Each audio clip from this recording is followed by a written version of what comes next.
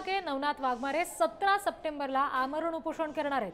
अंतरवाली सराटीमध्येच हाके आणि वाघमारे उपोषण करणार आहेत। ज्या गावात मनोज जरांगेंचं उपोषण सुरू आहे त्याच गावात उपोषणाला बसू अशी माहिती ओबीसी नेते नवनाथ वाघमारे यांनी पत्रकार परिषदेमध्ये घेऊन दिलेली आहे। आणि उपोषणाला बसण्याची जर परवानगी जरांगेंनी घेतली नसेल तर आम्ही पण परवानगी घेणार नाही असं वाघमारेंनी म्हटलंय। जर प्रशासन आम्हाला जाणीवपूर्वक उपोषणाला बसण्याची परवानगी देत नसेल तरी सुद्धा आम्ही त्याच गावात उपोषणाला बसणार असा इशारा आणि ठाम भूमिका वाघमारे यांनी स्पष्ट केली आहे।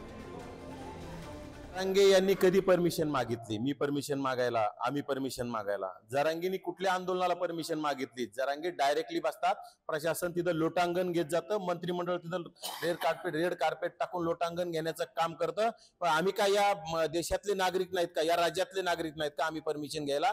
असा न्याय सर्वांना सारखा पाहिजे।